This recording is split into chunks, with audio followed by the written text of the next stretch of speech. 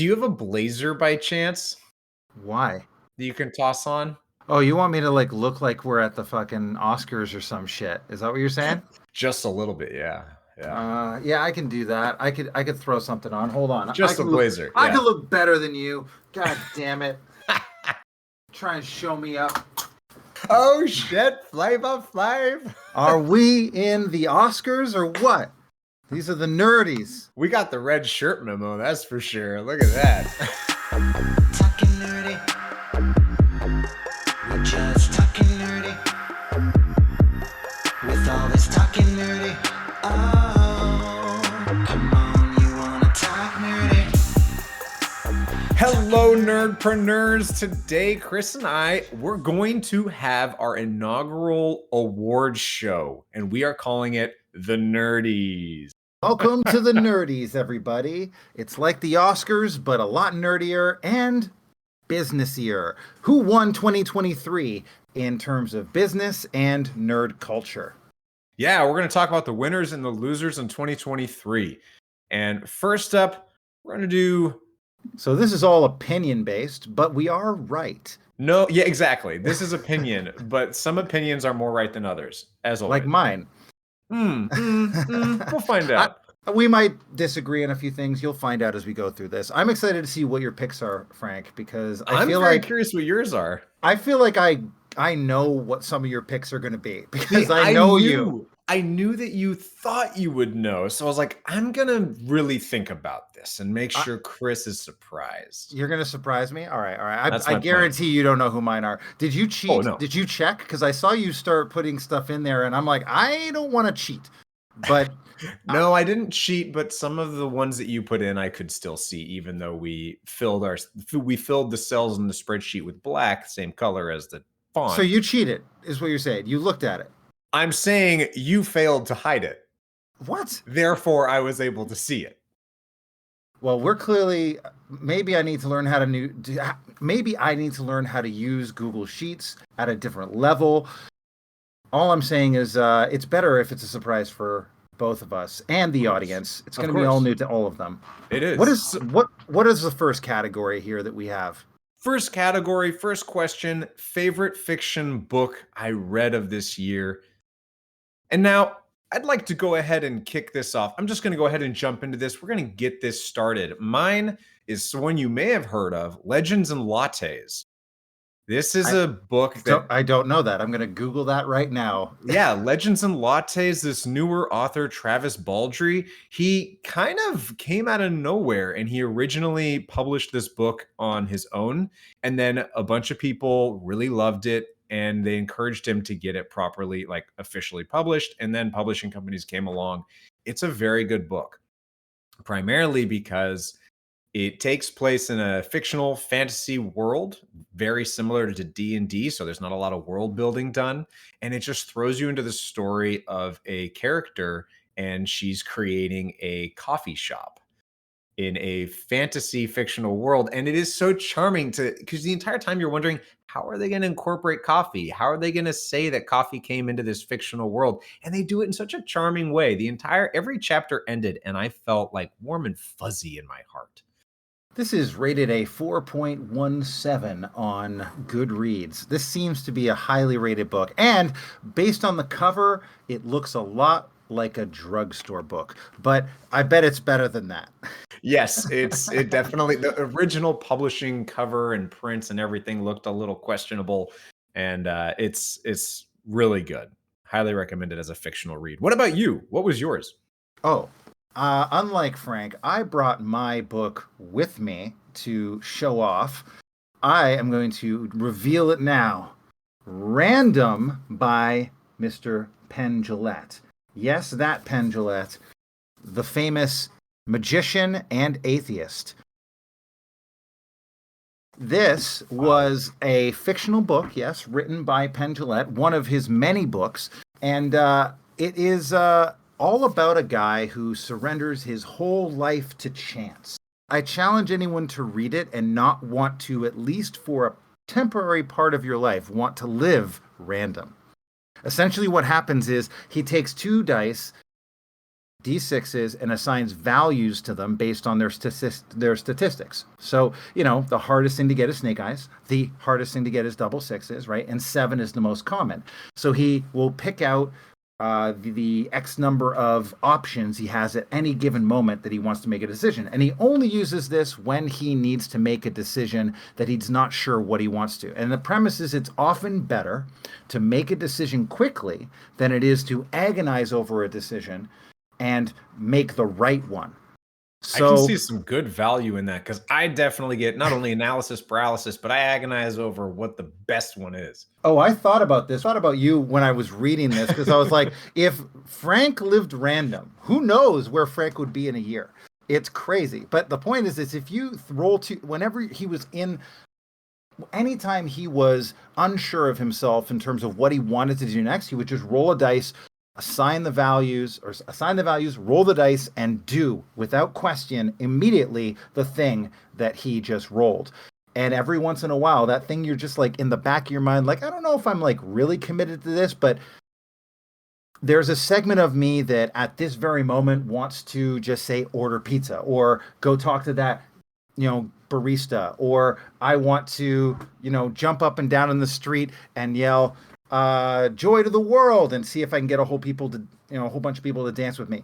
There's a small part of you that might want to do those little things, and now they have a way through dice to be able to come to fruition. And the book is all about living random, and the character, who of course has to live in Vegas, goes through an incredible adventure of living random.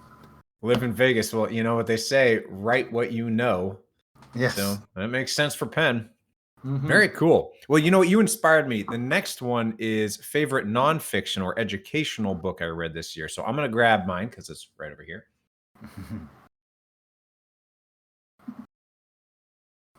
All right. So I feel like I maybe mentioned this book to you once, but I really wanted to come back to it. It is White Fragility. And this is definitely, what do they call this? When something is going to stir up a kerfuffle when someone mentions something. And I know that this may stir up a kerfuffle with folks listening, but hear me out. Or even you. That's I'm ready to jump in right now. Yes. Teeth are bared. Yeah, White Fragility was a really good book that I've seen around for a while. And now I always consider myself an ally, and I consider myself very aware. But this book made me realize I actually am not as aware as I could be, which was my hope in reading it. The premise of this book is we, white people, often get very sensitive when we're called, quote unquote, racist. And the idea of this book is saying, hey, it's not about you. I mean, it is, but it's also not really about you. It's about hearing the perspective and stories of others and realizing how you play a part in that and prolonging and furthering white supremacy and racism that is rampant in culture. And it's not necessarily racism about the individual, it's racism about as a larger problem. And I found that really good to see and read thoroughly in this book. And I'd consider this the first actual book of this educational caliber that I have read. And I got so much out of it, and moving on to more books from here. So cool. That's my recommendation for 2023. Well, dude, I've read that book too, so I have opinions on it. You have? I did not know this. Yeah, I read it back in 2020 when everybody was reading it. It was sorry, I am a little slow to the game. I get it. Yeah. Would you like to know my book recommendation? Yeah, let's do that. Yeah, tell me yours. Let's do that. Mine has no controversy with it at all, and I think you might even like this book. I read Patrick Stewart's memoirs, Make It So. Whoa. It was my favorite nonfiction book that I read this year. I actually made a habit this year of reading a lot more fiction. I read more fiction this year than I've ever read in like the last 10 years, 15 years, because I almost only exclusively read nonfiction. And this year I made a conscious choice to read mainly fiction. So a lot of the books I read were actually fictional. But out of the nonfiction books that I read, there was only like 3 or 4, and this was my favorite. It's Patrick Stewart, first off, amazing. He's just phenomenal. It's a great audiobook. And he is a delight, I tell you, a treasure. It got me inspired to actually get back into doing acting and perhaps go into more theater stuff that I used to do, and gave me all that motivation. And I think if you have any inkling in that direction, or if you were a Star Trek fan, or if you just happen to like Patrick Stewart in any of the X-Men movies or anything, you'll probably get a lot of joy out of listening to his story. And even the audiobook, even if you don't have the real book, like, get it. It's awesome. Does he read it? Oh, of course, yeah. I And was gonna say. he reads it phenomenally well. Like, I could see it winning best audiobook, or at least being in the running for that, if there's like a Nerdies for that, or an Oscars for that equivalent. It is it was phenomenal. Yeah, I'm gonna have to check that out. I don't do too many biographies or autobiographies, but I will definitely look into that. These were memoirs, if you will. Oh, I apologize. Excuse me, Sir Patrick. Hacks do autobiographies. Well, the next category we're going to dive into is favorite podcast of the year. Episode, season, if you are so specific in that. Yeah, I think, well, the way I wanted to do this one is, I think there can be one episode, or, you know, something out of a podcast that is worth listening, right? Like, if there was one specific interview or one specific thing that was worth listening to, I think that's useful and fun. And then there's also full seasons of things where you're like, oh, you should listen to everything from this like series or season. And yeah, I definitely had a couple of these to go for. What did you have? Yeah, knowing that is good information to know. Well, we didn't discuss it. What did you? No, we didn't. So how I'm is going to this tell you not what clear? I did. It's episode and season. It's clearly what it is. Okay, first You year know, nerdies, we're doing some learning. Chris, I'm going to say brevity is one of your greatest strengths. Thoroughness and explanation written down, getting there. I'm learning your language. I'm learning it. Now, as far as the answer that I put down for favorite podcast of the year, I've really been falling in love with Fall of Civilizations. It's by Paul Cooper, and it is a history-focused, kind of a documentary of sorts. This person and his team, they take about 3 months to put together an episode, and each one is 1 to 3 hours long.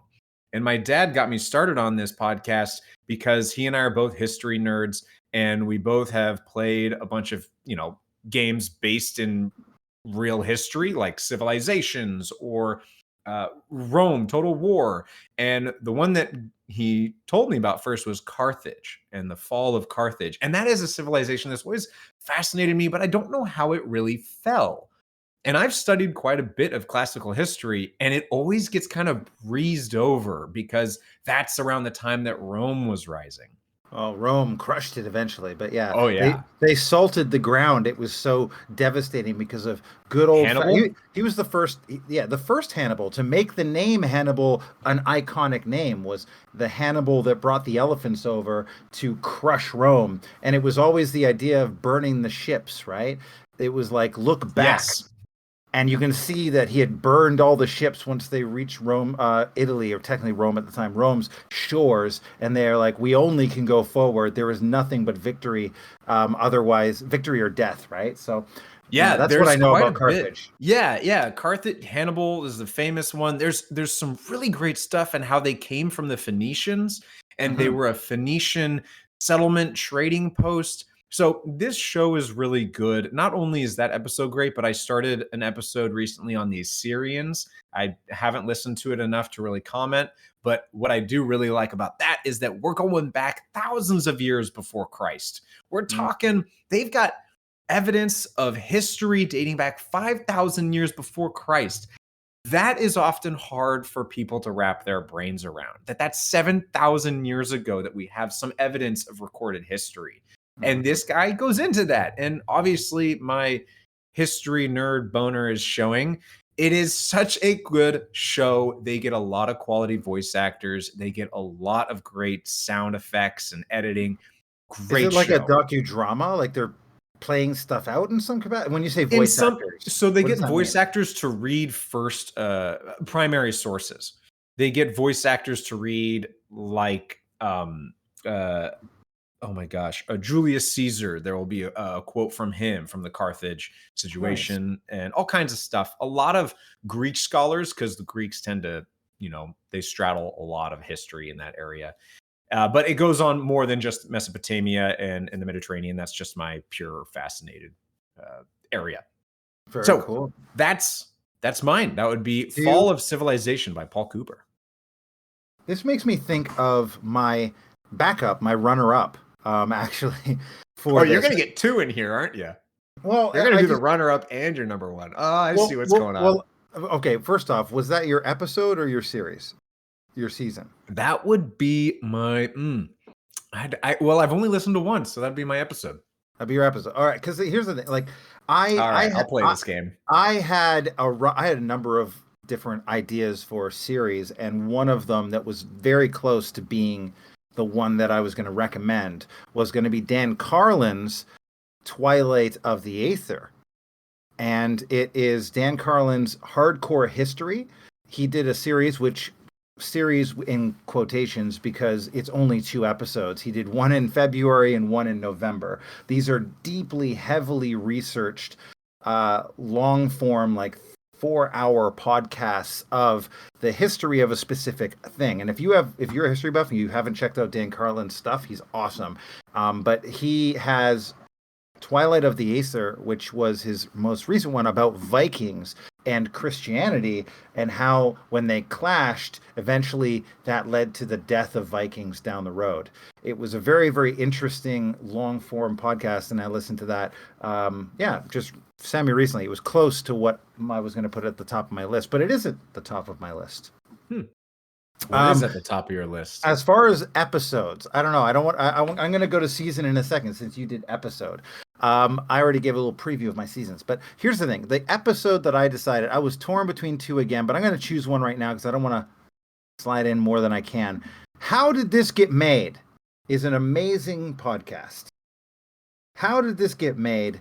Is a podcast that idolizes and holds up and in reverence really great bad movies. Like the best bad movies that have ever been made, they are on this. Now, I've been a longtime fan, longtime listener. It stars Paul Scheer, June Diane Raphael, and Jason Mantzoukas, and they sometimes have extras who come in who are, like Nick Kroll has been on a bunch of them, and a bunch of other great people have been on it, right? Like Dan Harmon's done one of them, et cetera, et cetera. But the one that they just did, that literally was just dropped like a week and a bit ago, which I thought might be perfect for our nerdies, was the one on the Dungeons and Dragons year 2000 movie that they just did, because we ourselves did that movie a few months ago, back in March, when the new D&D Honor Among Thieves came out. We decided to do D&D 2000 and rip on it. And what I really enjoyed about the whole thing was not only just hearing them crack wise about it and them not really understanding D&D, but then listening to it and being like, wow, we were almost as funny as all of them, because we understand the D&D side of it, and it was an awesome episode, and it made me think nostalgically about our own episode about that. It is a really good podcast. I have listened to them a bit. Not as dedicated as you are, though, of a fan. But as far as the D&D movie, I really love, I know we put the full thing behind a paywall, but if anybody is interested in getting their hands on our video where we go through it and we watch it, we can't make it public because of YouTube copyright reasons, but we can share the unlisted link with folks if they so ask. Yeah, if you're looking for it, just like hit us up on Instagram or Twitter, and we'll connect you somehow. You are guaranteed at least 3 laughs. Maybe you'll get more. I think each. I have at least 3 really good lines in it. It's so funny when I was editing that video together, because it's the video. Just to clarify, there's video of us and there's video of the actual movie. And we just rip into it. And Jeremy Irons saves that movie. So not many in the times. way he intends, though. Oh, it's amazing. I loved it. So that was a great thing. So what about season, or series? Did you have a podcast series that you would recommend from 2023, like a season? Yeah, aside from the Nerdpreneur show, I would go with probably Dimension 20. I have Mm, really been enjoying Dimension 20's free content. I've pretty much run out of it all. And nice. it is, I mean, Brennan Lee Mulligan, I will always sing his praises. He's incredibly funny, creative, and he dedicates to everything he does. Yeah, he's tremendous. He commits He's fully. really great, really great. And And the I haven't. casts are Yeah. good too. Like there's a recurring cast that keeps coming up. Emily Axford is in it. Or Emily I think that's her last name. I'm blanking right now. It's either Atkinson or Axford. I think it's Axford. Anyway, that crew that she's in, they are just dynamite. I love them. They are all so on point and they all commit 150%. And yeah, it's just really good shows. So there. I have not watched a ton of Dimension 20 outside of just the little bits that I've seen on YouTube, but I will say that everything I have seen is amazing, and I would support that one. Mine is actually a different vibe than sort of the entertainment vibe. I went entertainment for my episode, and I'm going to go a little bit deeper for my season or my series. But if you like, oh, go to the podcast Making Sense by Sam Harris. And at the very beginning of the year, he had been starting this series that he just called Making Sense. He's been doing this podcast for a long time, maybe, a decade or so. He's had tons of great guests on all sorts of subjects, ranging from, AI to consciousness to morality to like current events and free will and all sorts of stuff, right? So he decided to pull all these excerpts from previous podcasts and pull them into extra long form, like 2 to 3 hour episode deep dives that all tackle one specific subject. And he made 11 of them. And they were a great series. One of them was on like the first one was on AI, and technically started in 2022, but 2023 had like 9 of these episodes. So I decided to include it. But the first one was on AI. Consciousness is on the second one. Foundations of morality, encounters with violence, free will, existential threat and nuclear war, social media, death itself, like death, and then meditation. All of these had like these long form deep dives into the subject where some of it is Sam talking about it, and then some of it is his guests, and then there's like this in between setup for each segment too, where they explain the concepts. So it's kind of like long form lectures, but with interviews woven into it. Highly produced, really well done, and I found super engaging and really insightful as I was listening to them. So every time I got into one, I would just like not move for like 2 to 3 hours and just sort of let everything sink in. And highly recommend. You may have to pay $7 a month to get the full access to them because I think they might be limited if they're looking for free ones. But his Patreon, or no, it's not Patreon, but his subscription service is totally worth it, and he's got tons of great content for people. Yeah, you've actually mentioned that one before, and I wouldn't be surprised if my dad also listened to that one because there's been some stuff where if it's AI related or it's morality or consciousness, he has definitely shared those with me as well. And I don't always get around to listening to the entire thing. So Sam Harris is awesome. I know people will consider him a controversial figure. I find that he's got the ability to speak his mind and stay. He really thinks through things before he speaks, and I generally appreciate that. Not that every single thing he says is right. I think this series, though, it's not super political. It's not about politics. It's really about like the foundations of each of these situations or problems or challenges. Like his stuff on existential threat and nuclear war will definitely make you a little freaked out about the future, but also is just like a really relevant and awesome way to look at it. And even his stuff on death, which sounds like a dark subject, winds up being really uplifting in its lessons and how you take it. So yeah, it sounds like it's been going for how long? It's 11 episodes that are just that. I mean, his podcast has been around for a long time, Making Sense, Yeah. but this Making Sense series, it actually started in like December of 2022 and carried forward until like March or something, or April this year. So most of it was this year. And out of all the podcasts I listened to, I was like, that's probably the best thing that I've heard all year was his like 11 episodes on these different subjects. Okay, so that's season. Yeah, it's like a season, but you have to kind of dig through all of his podcasts to find that. It'll just say under Sam Harris making sense. You'll find it under like making sense of AI, making sense of consciousness, making sense of Oh, so he's taking free that will. kind of formula that Netflix did of blah blah blah explained. Netflix has that whole explained series. Yeah, yeah. But unlike Explained, this is going to be all with, you know, um, interviews that he's done from previous episodes where it dives into a specific subject and it weaves all these things together to explain.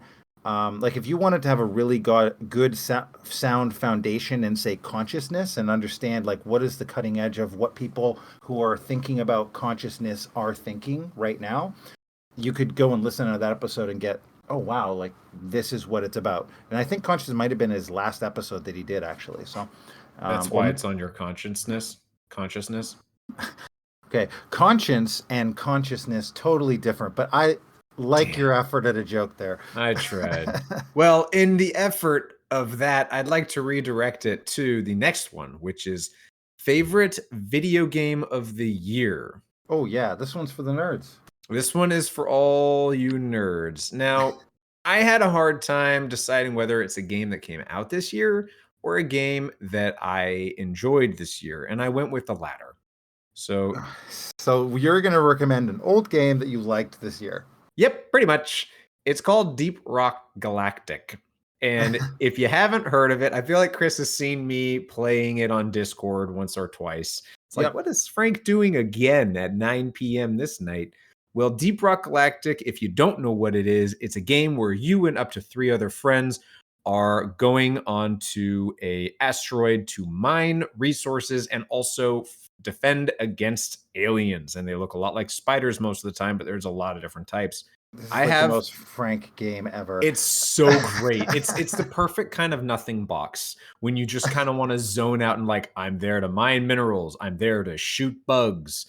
And it's very good. There's a good deal of strategy involved depending on the difficulty. I have sunk about 300 hours into this game over the last 3-ish years. It came out in 2020. It has more than 200,000 reviews, 97% of which are positive.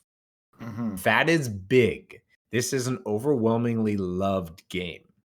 And they're still going strong. So the thing about 2023 that's unique that makes it worth mentioning is they released a season pass. But before you get all up in arms about that, it's free. There is no paid seasonal portion, which is pretty unheard of as far as seasonal passes go.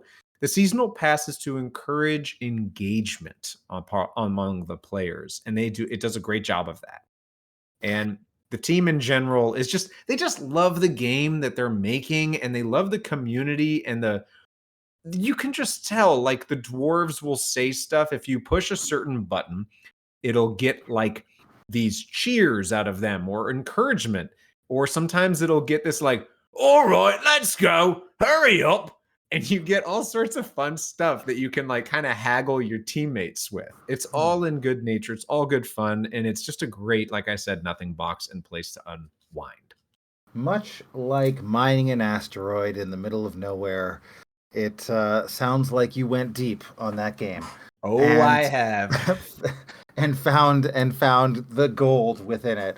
I am going to go a totally different direction in this category. Hit me with it. One of the reasons is I'm going to pick a game that's actually from this year. What? Yeah. Why would you do that? Because I don't know. I just feel like the nerdies for 2023 should have a game from this year, but that's all right. I don't make the rules. It's a 50-50 split in this nerdpreneur business. So, my game of the year, and I'm going to go against the grain compared to everybody because everybody's expecting me to say, you know what you're expecting me to say, but I'm not. I'm going to say Spider-Man 2. I knew you were going to say Spider-Man 2. You knew because you know I was going to pick it over Baldur's Gate because Baldur's Gate is great. It's amazing, blah, blah, blah. But everybody's chosen Baldur's Gate as their game of the year. And I'm going to tell you this. I bought Baldur's Gate 3 and I bought Spider-Man 2. And I beat Spider-Man 2 so much faster. I could not stop playing Spider-Man 2 once I got it.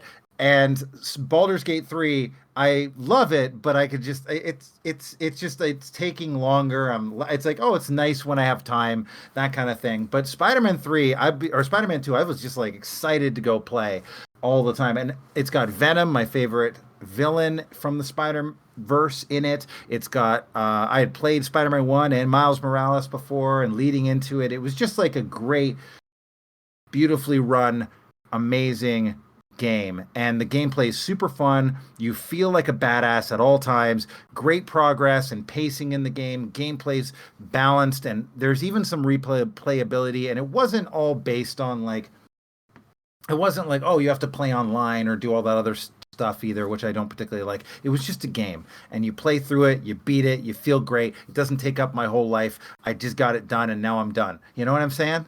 Yeah, so I don't want to hear any more unless you've plugged in over 200 hours on this game. Oh, I don't know if it's 200 hours. I mean, I don't want a game that sucks 200 hours out of my life. I've got stuff to do, man. I got things outside of that. I like games where I'm like, this was awesome, and I play it for, I don't know, 8 hours, 10 hours, 15 hours, whatever it was, and then it's beat, and I'm like, oh, that was so much fun. A great way to spend that 15 hours, and then I'm done, and I can just like leave it. I once I beat it, I never play it again. That's kind of how I love my games. Oh, sure. Yeah. I mean, that's why I play games you can never beat, like Deep Rock Galactic.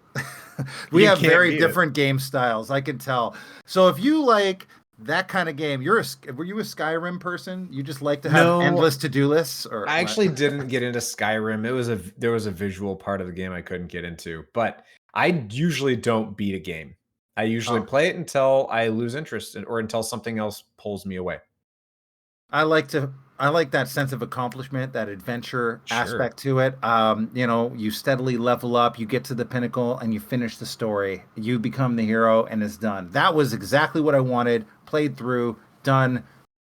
Now I can move on, and I can endlessly play Baldur's Gate when I want to now. But it's like annoying sometimes when you're at a part you don't want to be in. It's like, let's get past this, you know? Uh-huh. Yeah, I'm Yeah. actually doing Baldur's Gate with my dad, finally. Nice. It's an odd game to play with your father. Yeah, I mean, there's a lot of Romance. there's a lot of weird romance stuff going on in that game, eh? And we finally got to the point where it really pushes it on you. You're like, okay, I have to have sex with somebody in this game now. This is very odd. Oh, get the Yankee all the way. But she's so I'm so not into that like Dom vibe.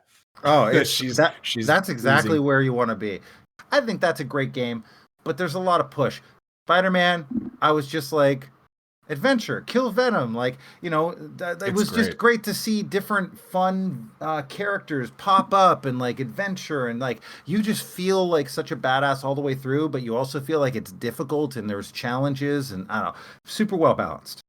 Yeah, that's what I hear. So moving on to the next one. This is we're going to start to delve in a little closer to home here with the Nerdpreneur show itself, with our favorite guests of the year. And this could be very polarizing to our guests that may be listening to the show. And I'll go first here. Please. I have to say, my favorite guest from 2023 was Hope Christofferson. Hope is great. Hope was amazing. That interview, it felt like fire. The way we were bouncing ideas off of each other, the three of us, I just laughed so hard as well. And that really made it so much more fun for me. It got to the point at the end where I think it was her cousin or her sister came in the room to like try to save her after a while. And she ended up saying like, no, I'm actually having a really good time. Like, I don't need to go. And we had so many fun ideas of how D&D could tie into her work and what her work is going to be doing going forward. And she shared some cool stuff. And for me, the really big reason on top of what I've already said that really made this the best one was her notes on creativity and inspiration. I feel like that was one of the biggest nuggets that I took away from that interview was you want to cultivate a space of creativity around your workstation, around your daily life, around your points. You want those touch points of inspiration for creativity, because so much of what us solopreneurs, nerdpreneurs, entrepreneurs are doing requires that constant flow of inspiration and creativity. And she's working on a bestiary right now, which I don't want to say came out of our conversation directly, but I do think there was some influence of us being like, you should do stuff that's not just, that you should do uglier and dangerous creatures and all sort of thing. Like, there's some really cool stuff she's doing right now in terms of art. And she was up there. Like, I would say top 3 was Hope was in there for me as well. What about you? What's yours? I'm going to do a game time decision here because it was torn between 2, and Hope was number 3 right now, but like I was going to go between Discourse and between Anthony from Ether Objects, and I'm going with Ether Objects. Okay. Ooh. And here's why. Couple reasons. One, I think Anthony's episode was dense with useful information around what it takes to actually run a business and actually start off with stuff. I thought he had really interesting artistic ideas that were applied to things like dice, and he gave us free products. So you know what? You win the friggin' nerdies if you give us free stuff. I use my dice all the time. I'm telling you, that easily bribed. I'm just saying, I'm not easily bribed. I'm bribed, though. These are amazing. I love the Rosewood ones. I love the ones that are like the Star Trek ones. I just like, they're awesome. And he went above and beyond in terms of not only supporting and sharing and doing awesome stuff, he's also crushed it in his own business over the course of this year. He's done a bunch of collabs with different creators. He's out at all these different events. He's really been building this thing, and it just sounds like, he really exemplifies what that passion turned into nerd profit is. And I didn't expect it in some ways for that to be like one of the pinnacle episodes for this year when I first like observed him on Instagram. But then once we got into the episode and really started talking with them, and then all the follow-up and all the extra stuff that came out of this, I was just blown away by not only his support, but also his commitment towards being a nerdpreneur. I'm going with Anthony from Aether Objects. That's my pick. I mean, it's a solid choice. Anthony clearly knows. I think he knows a lot of what he's doing, or at least he lives in this place of solid core foundational principles, or the decisions he makes aren't willy-nilly. They are informed. They are decided decisions. Strategic. He's very strategic. He's made it intentional around making this his full-time gig. He knew what he was going for. And I think the spirit of Nerdpreneur kind of lives through his story and what he's doing out there. So check him out if you're not already following him, and check out that episode if you haven't listened to it. It's a great one. All right, moving on to our favorite talking nerdy of the year. This was tricky for me. I had a top 4, and the one I went with was Talking Nerdy number 12, the D&D Honor Among Thieves watch along. And we mentioned it earlier. Nice. And it was just so much fun. Like I said earlier, I haven't laughed that hard in a while, and it was also, for me, it was special because it was a big push outside of my comfort zone, because I have never managed the technology behind something like that. I've never managed the recording, getting all of it put together, editing all that together. I thought you were going to say it's because it's about you being funny, but well, no, as long as it's not scripted, I'm usually comfortable with it. But it was also 4 hours. There's 4 hours of video recorded that I had to sift through and edit, and that took a long time. And I'm really, really proud of what that Talking Nerdy ultimately led into, of the 2000 Dungeons and Dragons movie and us recording and watching it. And that was great. So that would be mine. What about you?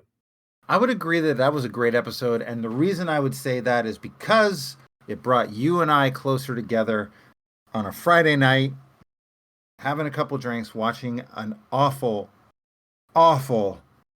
great bad movie with Jeremy Irons chewing up the scenery the whole time, and nobody else giving a shit about their lines. It was awesome.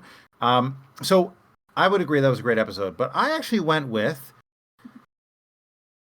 the mushrooms and mental health episode. Right. And the reason why I went with that one is I thought, one, I got the data to back it up. Weirdly and interestingly, it is our second most popular Talking Nerdy that we've ever had. Wow. So I don't know if that's because it's just a short episode and it's like 35 minutes or 40 minutes or something like that. So maybe that's why. Or if it because it says mushrooms and mental health and that's so resonant with people, but it was downloaded a ton of times. People love it. Or they listen to it and they don't listen to us again. I don't know. But the point is that it was downloaded a bunch, and I think that's a good thing for that episode. And the other thing about it is that episode was I was bragging a little bit at the beginning about having this brand new, like, signed disc that I had got from a concert I went out to, and that just weirdly, organically emerged into a conversation that I don't think we planned to have. It just wound up being really a good conversation that emerged out of just talking. And I think that that's kind of what Talking Nerdies are. They have to be where you find wisdom within a conversation that we didn't really expect to have. And it was just this thing we held on to for a little bit and then decided to release, and it wound up doing really well. That's Talking Nerdy number 8, released in February of this year. Go check it out. Mushrooms and Mental Health. I agree. There's something about that episode. And whenever people tell me, oh, I listened to your show, and I say, which ones did you listen to? They almost always say the mushroom episode, the shroom episode. And maybe it is that it's only 45 minutes. That's appealing. If folks say, yep, that's really nice, at us on Twitter or Instagram, let us know that that's what you like. The thing that, it tells me we need to talk more about drugs and mental health. All right, moving on to the next one. Best Nerdpreneur, in parentheses, individuals. So was this best interview we did? Or is this like best nerdpreneur in life? I took this as some nerdpreneurs that really stood out to me as being exceptional. But not people we interviewed. Here, let me just say what mine is, and I think it'll help. I think it'll answer what you're getting at. All right. Which is essentially nerdpreneurs that have crushed it. And I would say it's the team at Made Outdoor Clothing. I mean, they were just on Dragon's Den. That's true. They were on the forefront of AI before AI was big and sexy like it is now. They were using AI to help customize clothing for their customers. And they were making customizable, approachable, and scalable again, almost like the way Microsoft did with Dell laptop computers. Because if anyone remembers, you used to be able to get a Dell laptop computer custom made with the parts you wanted right from their website. It was incredibly costly for Microsoft and Dell, but it ended up getting them a huge market share of the budding laptop industry. And so I feel like this is a really good example of if you can scale customizability, you're going to get some great people. You're going to get a great percentage of the market. The other thing that I really like about what this team is doing is inclusivity. That's one of their cornerstones that we talked about with them in their interview. But they are also taking it to, okay, everybody's body is different. Let's recognize that and honor it. And they, to that point that we talked about with them, ethical capitalism. There was so much good in that conversation that made me feel like, you know what, this company, this team, they're going to go somewhere. And that got me really excited. And then the Dragon's Den episode that they had, fantastic. I'm really excited for them, and I'm really happy for their success. What about you? Well, I took a different tack, and I thought very broadly about best nerdpreneur. And these are not people that we necessarily interview, and maybe we will never, but maybe we will. But for me, out of all the nerds running businesses right now in the world, I thought of Sam Altman as the number one nerdpreneur for this year. Now, if you're not sure who that is, he is the CEO and operations guy of OpenAI. And that's why. OpenAI, by the way, has crushed it this whole year. That's true. This is like the AI year. 2023 was like the year of AI, where everyone all of a sudden tuned in. Not only did he and his team, of course, get OpenAI to over 100 million users faster than any other platform has ever had 100 million users. It's now got like hugely way beyond that, right? They combined, I mean, he's done so much in terms of doing appearances. He got his Joe Rogan interview. He got like a ton of different appearances all over on the podcast circuit and TV shows and stuff. He just did a lot to bring AI into the forefront of people's consciousness and thinking this year. He also survived a coup from his own company. So if you weren't paying attention you to told me that, about that. like the whole board tried to fire him, and then he kept the team on his side and threatened to leave, and then the whole team was trying to fire him back down, and so he kept his job. Like he was just a kind of baller, badass nerdpreneur this year, and I feel like he just crushed it all the way through, and made a big impact on this year. So best nerdpreneur, I gotta give it to Sam Altman this year. He has made a huge impact, and I think it'd be real tough to take that away from him. Different style of looking at it than you, but I just think that he kind of won 2023 in my mind. I mean, his success is world changing. It is absolutely, his name will be in the history books. Yeah. I can't say that about Made Outdoor Clothing just yet, but as far as their history is concerned, this year was pivotal. Hey, it's good to be in the category with them, right? Oh, hell yeah. All right. Now, are we going to do losers? Are we waiting to do losers? We're going to do this right now. So we're talking about some of the best nerdpreneurs out there. The winners, if you will.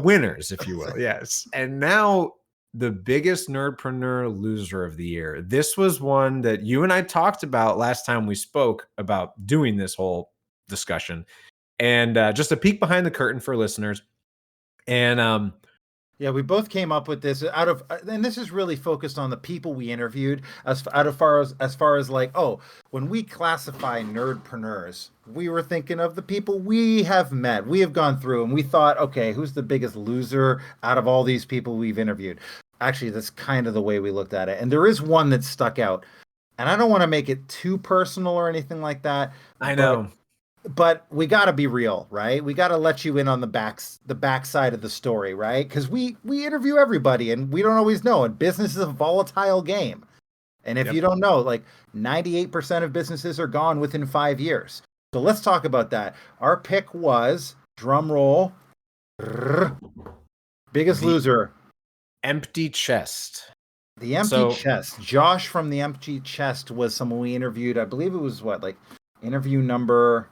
No, it was 13 or 14. It might 14. Interview number 14. Josh from the Empty Chest.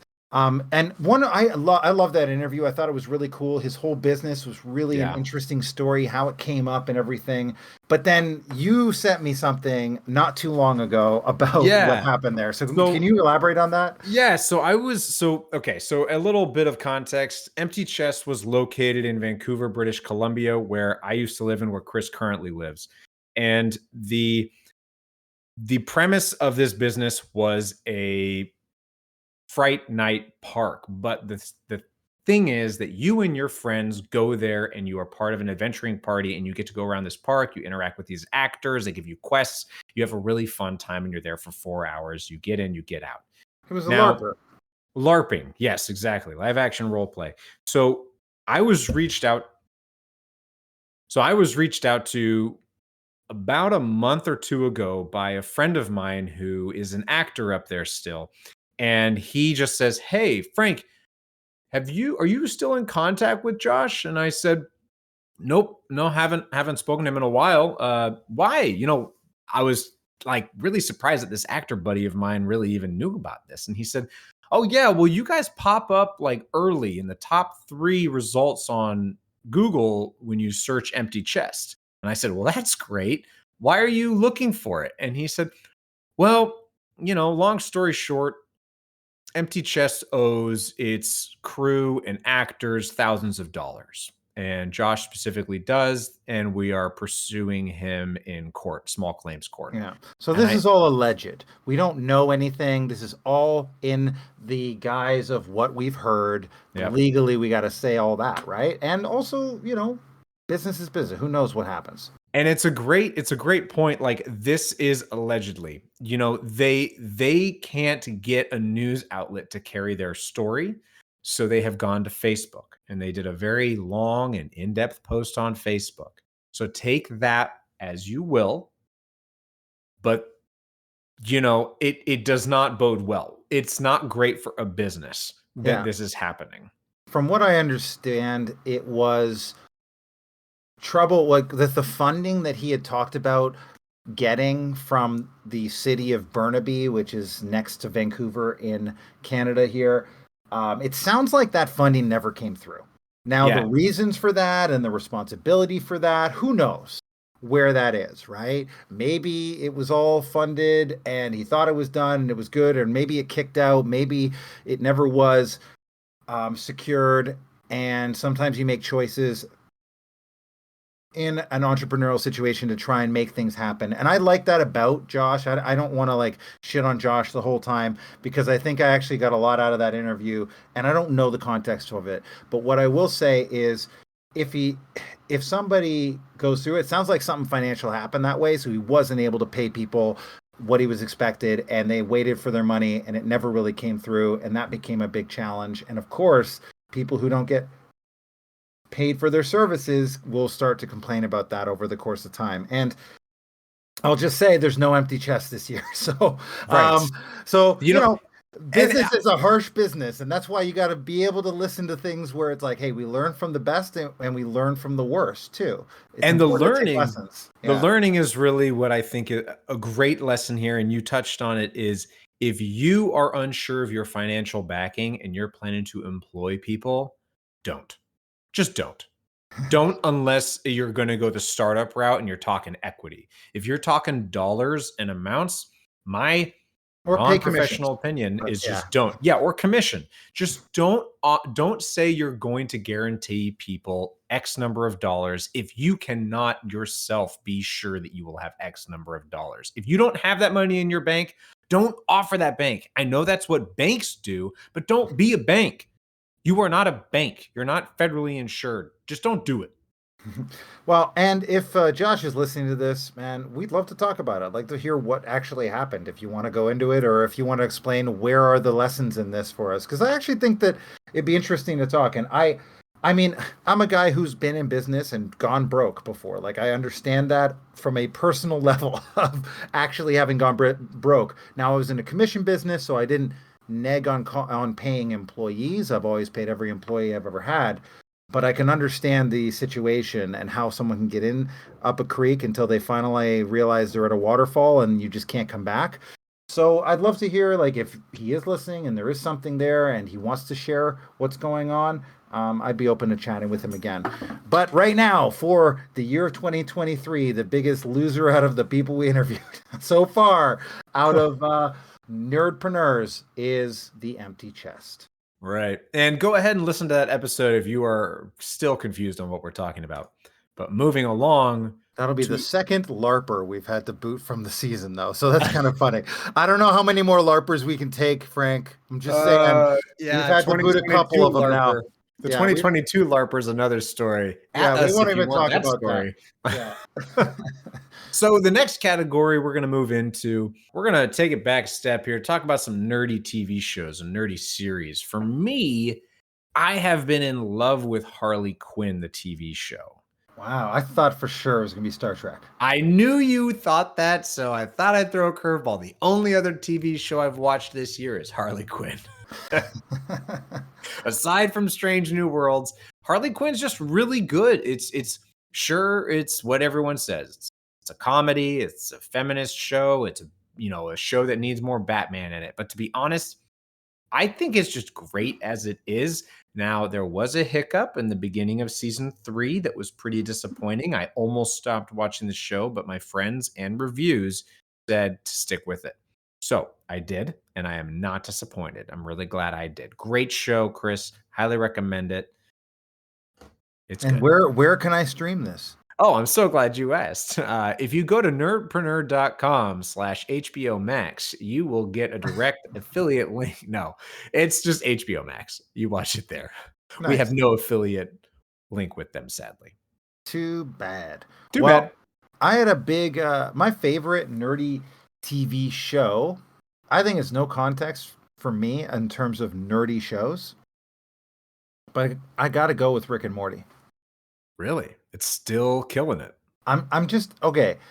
Part of it is that last year it wasn't as good, and then they fired Justin Roiland, and then it could have been absolutely awful in the face of that because he's such an iconic voice for it, and it could have been awful and terrible, but they came back with not only a very accurate and nicely done voice actor that who sounded similar to Rick and Morty, right? He played such a huge role on the show.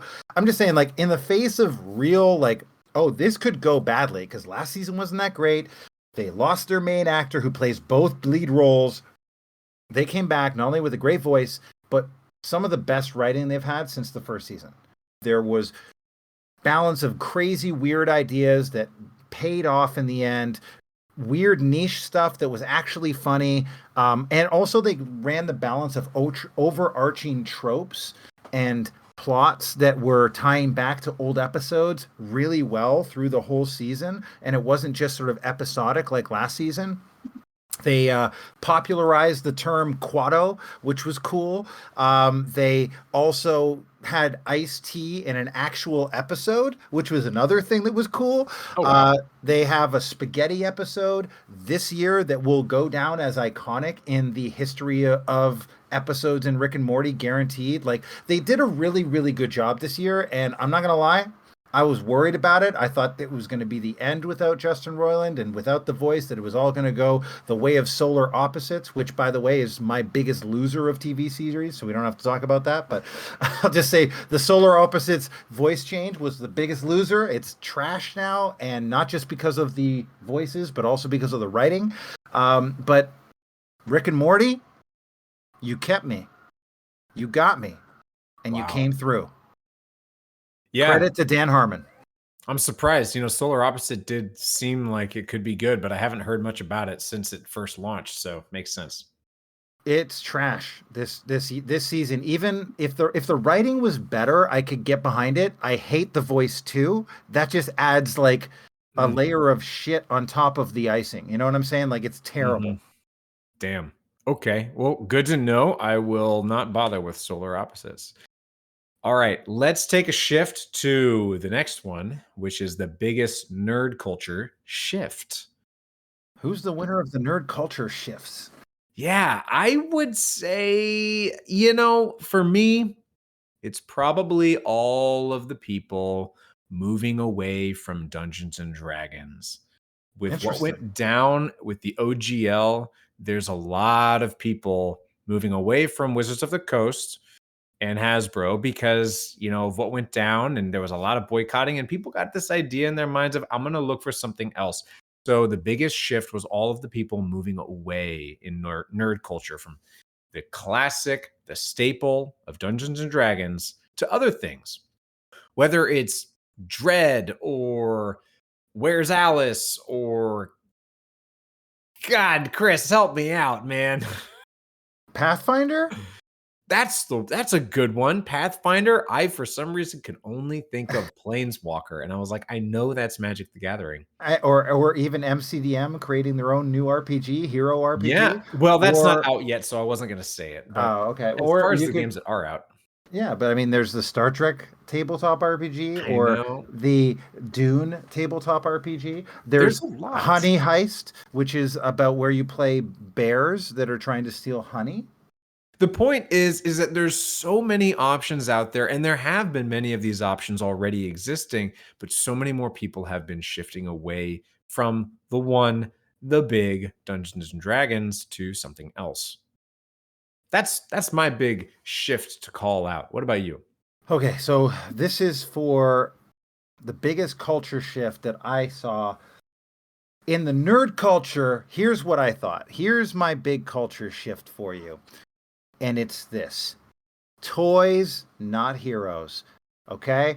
We moved away from all the Marvel, all the DC, all the superheroes. Every one of those movies was trashed this year, and every single one of them got trashed this year. Could be for a variety of different reasons. One, probably because we're burned out on it. Two, probably because they're woke as whatever. Three, because people don't really particularly like these superheroes like Marvels, like the Marvels. Like, who gives a crap about them? They're not even like top tier Spider-Man, Batman level, superheroes anymore. They've just burned out on it. But what were the number one best movies in nerd culture this year?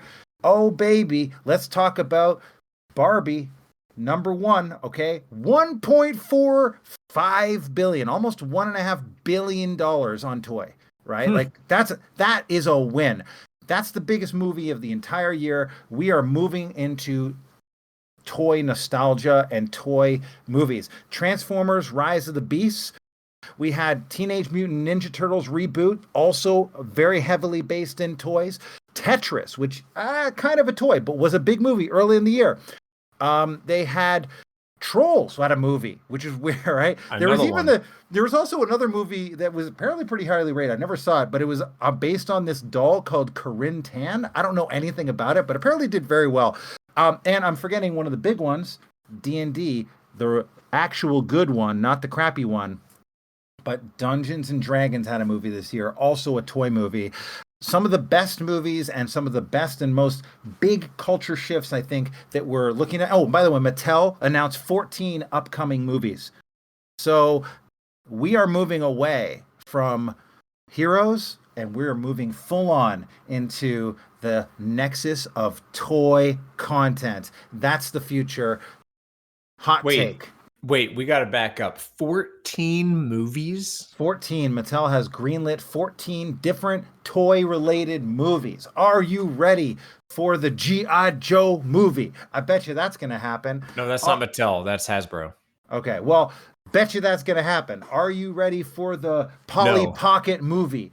Are you ready for... I'm not. Are you ready for the I'm not. Settlers of Catan movie? Are you ready for all of the toys that whatever Mattel makes? They're going to make it, and it's going to be a movie. You better believe it's on its way. Oh, man. I actually just watched Barbie this last weekend, and it was phenomenal. And Will Ferrell, I'm pretty convinced that Will Ferrell is a Ken that escaped. That'd be funny, actually. I'm pretty sure, because he thinks like a Ken, and he acts like one. But he never admits to it. And I'm pretty sure, I bet you there was a version of the movie that ends where Mattel is made out to be the bad guy. Yeah. And they're made out to they're burned or whatever in Barbie Land. But then Mattel's like, no, you can't actually do that because we're actually a company. And any movie that pisses Ben Shapiro off that much is probably on the right track. There's I don't know if you saw that, but he did a 45-minute rant about the Barbie movie, which was hilarious. He's kind of a funny guy when he does it, but then when I actually went and saw the movie, most of what he's talking about is not actually what the movie's about. It's just his conservative look at it from this kind of stupid way. It's actually a movie that's arguing against dichotomies. So that's why it works. And I thought it was a way more balanced movie than all the conservatives and all the people on the left made it sound. They both made it out to be there were so many older white women that were so I feel seen and empowered. And I'm like, okay, but you're doing fine. And then you have other people over here who are just this is ridiculous. We're not in a patriarchy. And I'm like, the movie's not about either of those things. It's about dichotomies and arguing against the idea of that and being for one or the other. Barbie world and patriarchy is stupid, and we don't live in either of those. That's what the movie was about. And it did it really well. We might have to have a longer conversation about Barbie because I have many things to say, but I'm going to transition it into our next category. We're going to take this closer to home and talk about our own wins, our biggest personal wins of 2023. And mine, I feel has gone a little bit under the radar as of, the latter part of 2023, but it would be launching something that I have been working on for over a year, and that is the How to Dare Greatly series, which is based off of Brene Brown's Daring Greatly book. And I went ahead and carved out talking points, written pamphlets, recordings that go with each chapter. And so that you can get the first one on our thread here, wherever you listen to podcasts. And then the other ones are on our Patreon. And that has just been such a fun project for me. And it's been something I've been cooking up for, like I said, over a year. And I'm really happy that that is in the works and that that's going on. So I'm really proud of that. That is my biggest win of 2023. What about you? Well, nice job, Frank. I just want to take a Thank second to you. recognize you and say, hey, good job. You Thanks. deserve that feeling of success around creating something and putting it out to the world because, I think that series is going great. And I'm proud of you for doing it too, especially Thanks, as a Chris. business partner. Mine is, and I can't take full credit for this because I got pushed into it, but this year, maybe I should just let my guns speak for themselves, but I'm back at the gym, baby. I'm back at the gym.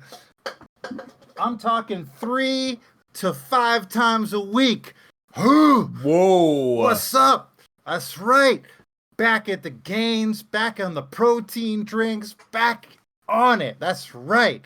I'm running like, a bunch of stuff every week. I'm doing the rowing machine, and I'm just saying, like, I took years off the gym. I still worked out. I did little things at home and everything. But like this year, and in large part due to my girl and her, leading the way, pushing herself, and then me like wanting to be a part of that, and then like jumping into it. And now it's like we're pushing each other to go, which is awesome. And over the course of this year, I've been going more than I have in a decade. And it's awesome. It feels great. And it's now become a habit for the future. So I'm putting it on tape right now. Next year is like, this year was about habit. Next year is about gains. That's right. Won't even be able to fit in this blazer. You see this? This is going to be like tight around my neck now. This chain's going to be tight around my neck. Won't even be able to see it. My neck's going to be bigger than this chain. Anyway, that's my biggest, proudest thing of this year is I'm back at the gym. So in a year from now, when that chain is tight around your neck, I'm going to say, Chris, you should lay off of the roids. Just take a step back and put the bottle down. All natural. No roids at all. Just like the hardest thing I'll do is whey protein. All the way. I am a hater on whey. My partner will tell you, but I just can't. It's dairy. It just messes with your gut and gives you some real bad gas. Most people anyway. That's my opinion on whey. Most people who drink whey routinely will kind of nod and like, oh yeah, it does give you kind of bad gas. Yeah, but it's not. Yeah, see, there you go. But here's the thing, all right? I get it. Yes, but it's not stinky gas. It's whey gas, which is basically colorless and flavorless and smellless. It's just like air. That's all. There's nothing to it. As long as you're not eating other trash, you're good. You know what? That's a really great point, Chris. And I think that transitions really nicely into our next topic, which is the best nerdy company of 2023. This is not a great transition, I will admit. But best nerdy company. Now, Chris, can you guess at all what best nerdy company I would go for? So this is the winner company. So we have to transition into the best nerdy company, the winner of the nerdy company of the year. As far as companies, because then we talk about, after this, spoiler, we're going to talk about who won in general. Oh, well, we also have to talk about the biggest loser, though. Yeah. If we're going to talk about the biggest winner, we also have to talk about the biggest loser. It's important to do that. All right. So as far as the companies, though, can you guess who I put down? Gosh. Tesla. That's not a bad guess, but it's not right. My best nerdy company that I chose was Lego. Oh, wow. That's a good one. Yeah, Lego has really impressed me. I did some research into this before deciding on them because, yeah, Tesla's an easy one. Star Trek I could talk about, but those are all things that everyone hears me talk about. Lego is a great nerdy company. They're really pioneering in inclusivity these days. Like one of the things I learned is that they are putting Braille on some of their bricks along with corresponding letters to make it easier for families with deaf kids to play along and understand. And they're just making it all around more accessible. And that's really Mhm. cool. It's really cool to see. They also have been big pioneers in climate change, getting that to the younger audiences to increase the awareness.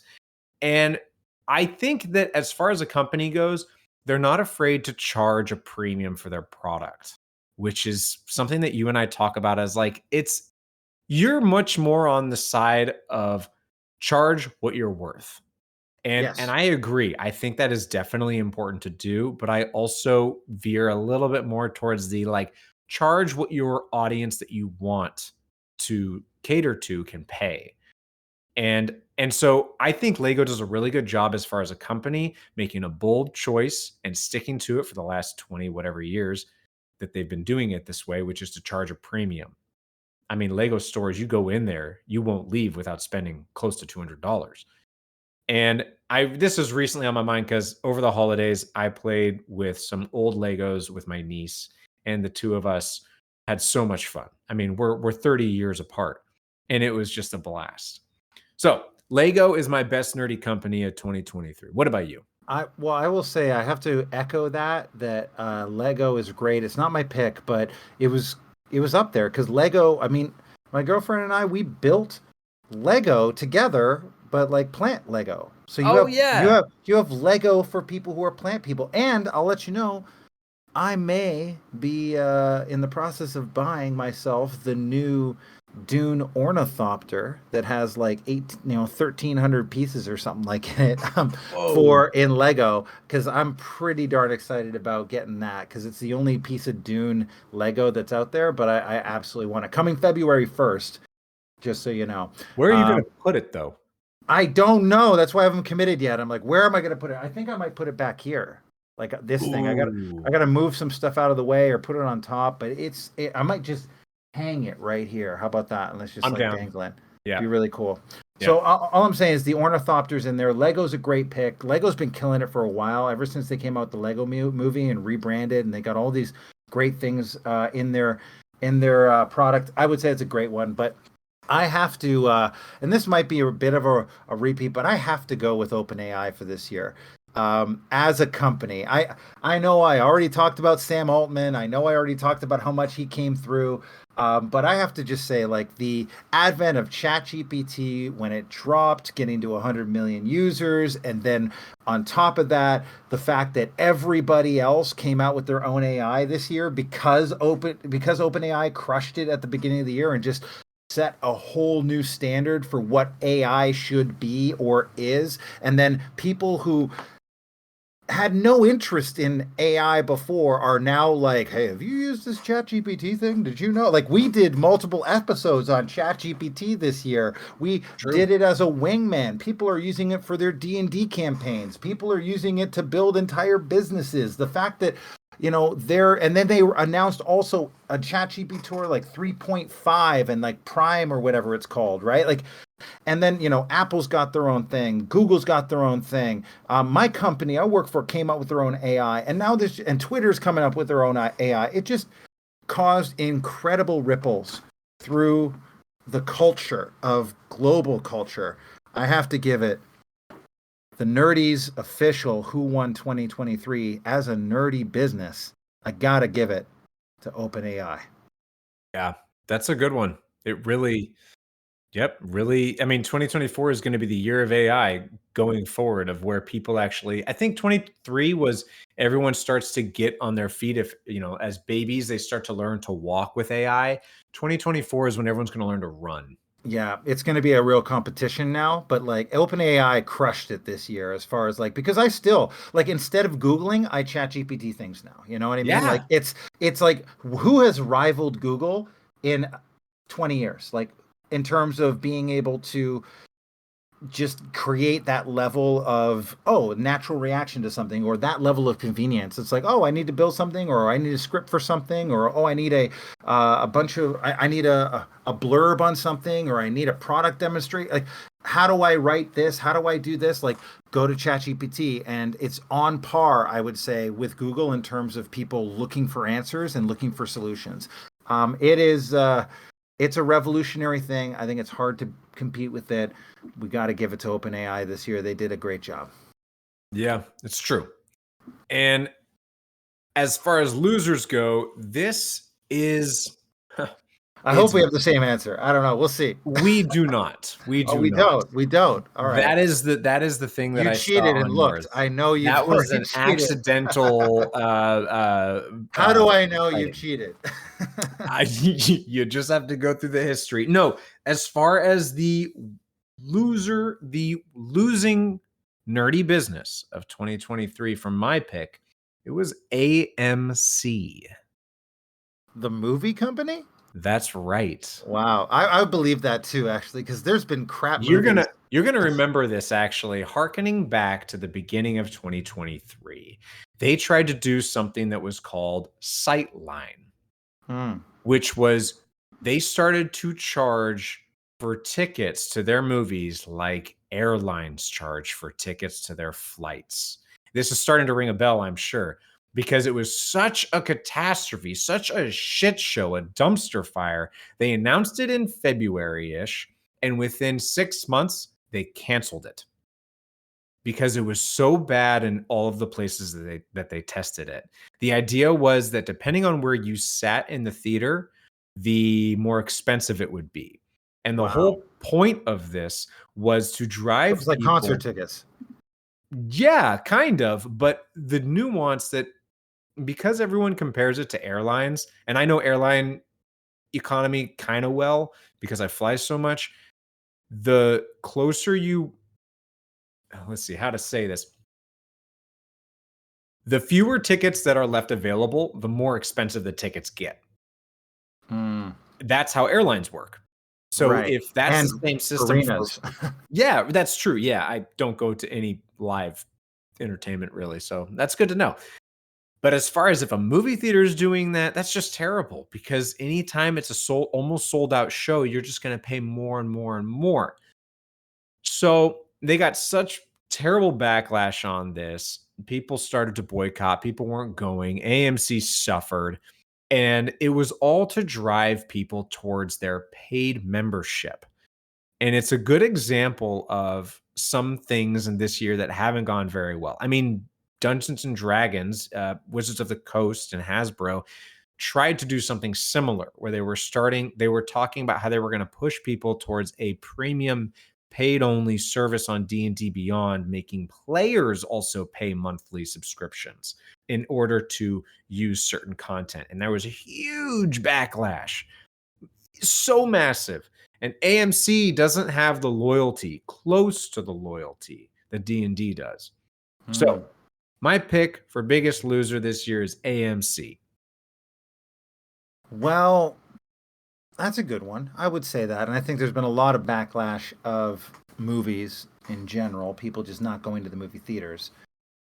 But mine is not that. Mine is, and I'm going to go, probably most people will guess it, but I'm going to go with Wizards of the Coast and Hasbro. And it might be a little bang on the nose, but need we remember all the things that happened this year?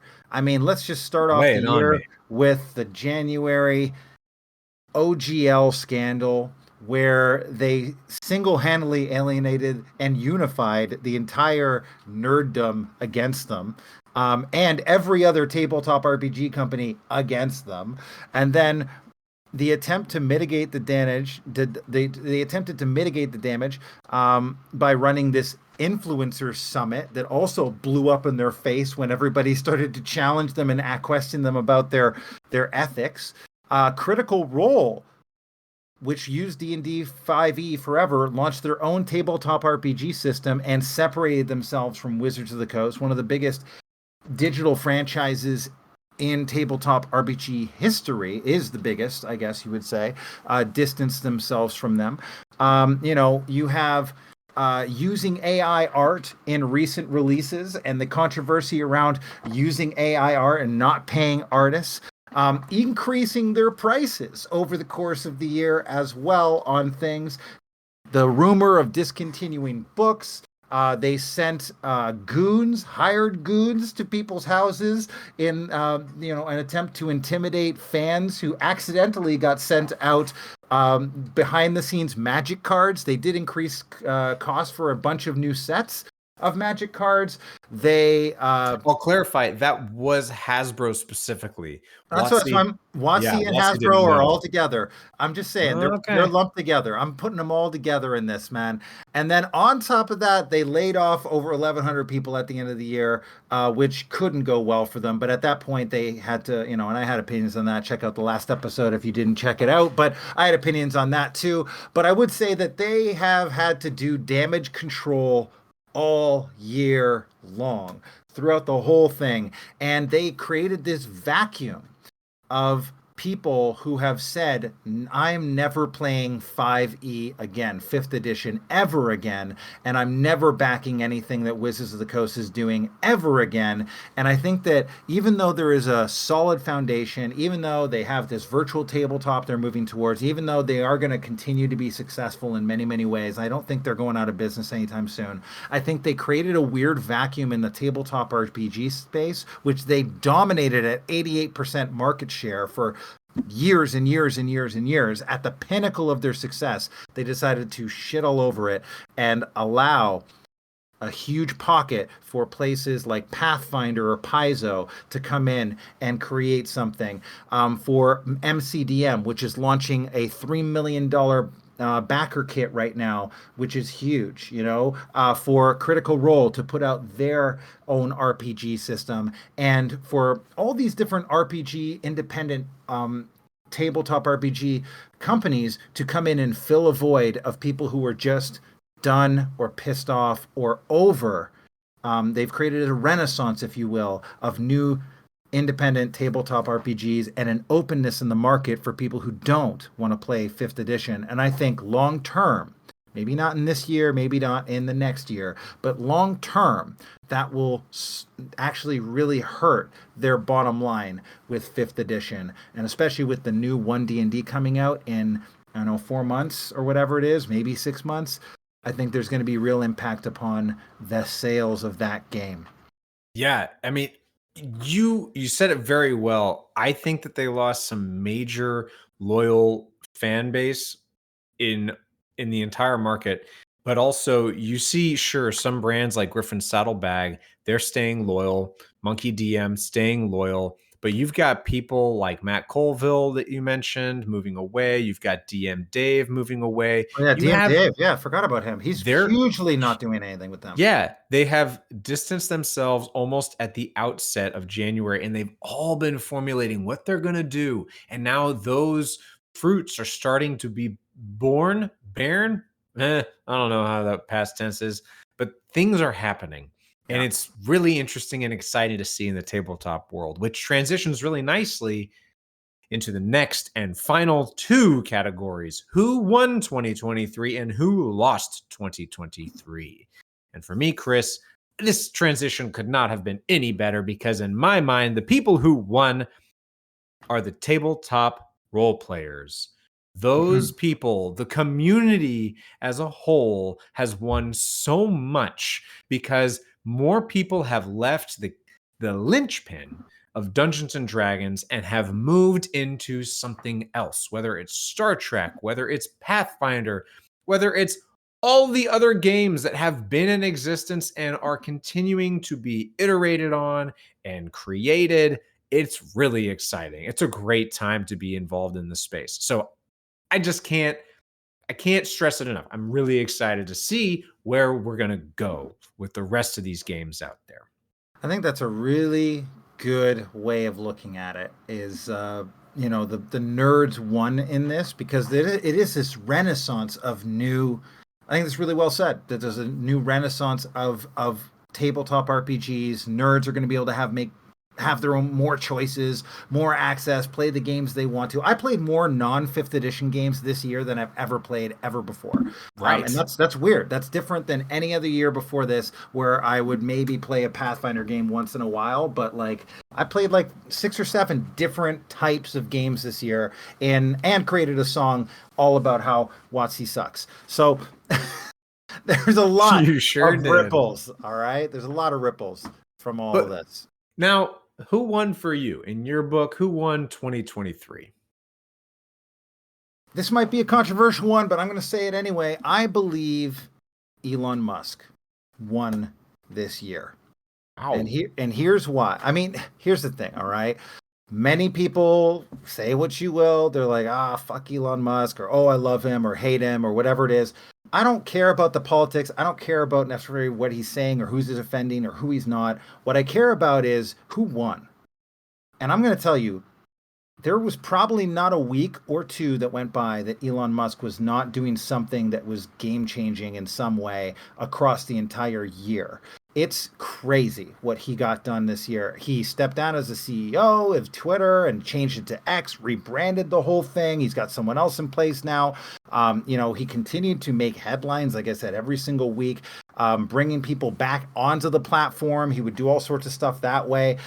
Then on top of that, he's got his Tesla trucks that are going really well. He's got his SpaceX stuff that seems to be crushing it. He is currently still the richest, most successful person.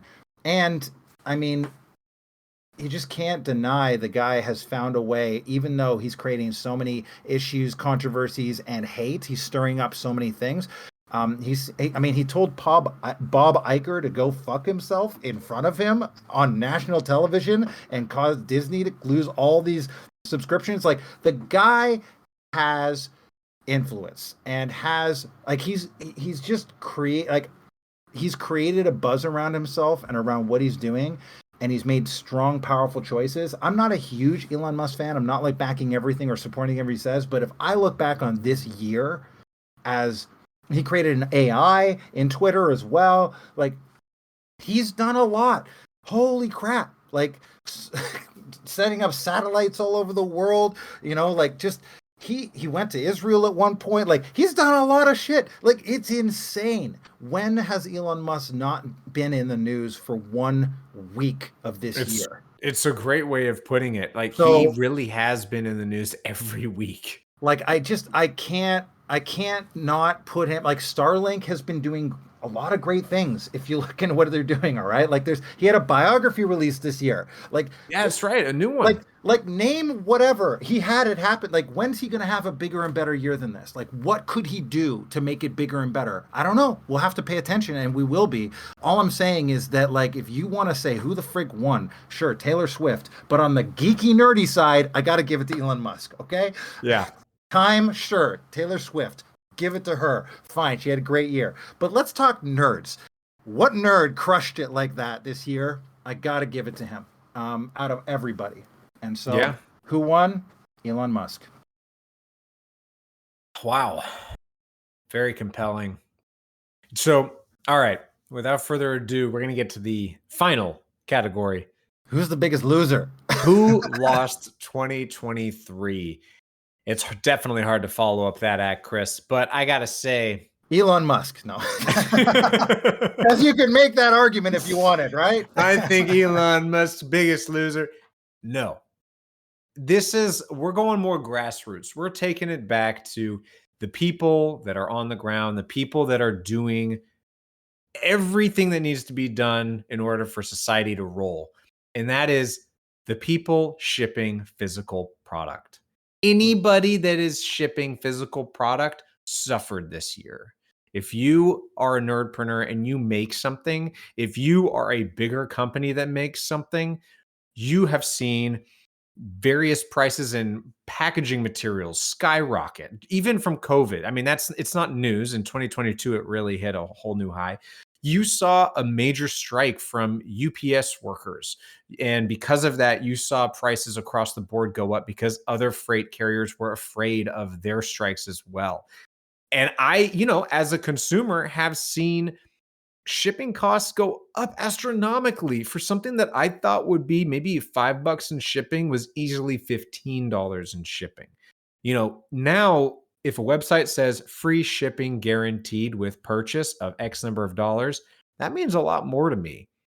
So to anyone who is shipping physical product, I feel for you. I am sorry for the burden and the cost that you must endure.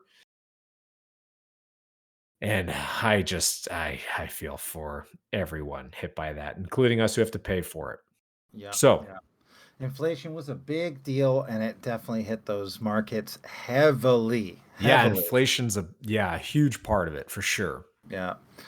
That's a big one. Who lost in my mind in 2023? And I you know what? I went with Disney. Really? I went with Disney. I felt like Disney, that like all the move away from Marvel, right? Uh-huh. All the move away from all all their movies for the most part were kind of mad. Like their like Pixar style movie Elementals was not that good, and like everything got kind of canned. Everything was a flop from a Disney perspective and a box office perspective. They had a lot of celebrities that like they had to like fire, or they had speaking out and doing stupid stuff. Like they were stepping in the woke controversies the whole time. South Park came out with this cultural thing, which was basically an anti-Disney like 1 hour long special. If you haven't watched it, joining the Panderverse, it's just basically shitting on Disney and all of the things they've created this year. Star Wars sucked this year. Like Ashoka, not very good. Mandalorian last season was trash. Like a lot of it was just not good. Public fight with Elon Musk, which I already talked about. The Snow White actress accused, Prince Charming of being a stalker. Like they had all sorts of controversies and problems out there that they just did not handle well. And overall, I gotta say, from a cultural and power, they're not going anywhere, Disney, but from a cultural and powerful perspective, I feel like Disney lost this year. You go back to different years, they've won a lot. They've done very well in a lot of things. This year, it was not the year. Disney Plus subscriptions are down. They are worse off. I have not watched anything on Disney Plus in 6 months. It's trash right now. There's like they own 70% of all media, and I can't find shit that I want to watch there. So I'm gonna say my biggest loser of 2023 is Disney. Wow, it is so true. It is so true. It has really suffered. And I'm okay with that because I stopped watching Disney Plus probably a year ago. She-Hulk was the last thing I watched, and I was like, yeah, I'm good. That show was interesting. Was it? It wasn't great. It wasn't great. I can't great. imagine it was interesting. It took an interesting perspective. It was not great, but it Wasn't took she a lawyer? Well, yeah, She-Hulk in the canon is a lawyer, yeah. Right. But like, does she turn green in the courtroom, or is she like solve crimes on the side? I just didn't I couldn't even be enticed to watch that. Tune in next week for what She-Hulk is really about. I will give you an in-depth analysis. The thing that really started to irk me was they had Meg Thee Stallion in it, and I think Meg Thee Stallion comes out with some good music here and there, and that's great. But when they started to have She-Hulk twerk with Meg Thee Stallion, I was like, what is going on? Like, I understand Disney's doing a Generation X grab here, but like, what? Generation Z, but that's okay. Oh, yeah, thanks, Generation Z. Gen X doesn't give a shit. Gen X doesn't give a shit about either. Shit what you're talking about right now. Thank you for the fact checking there.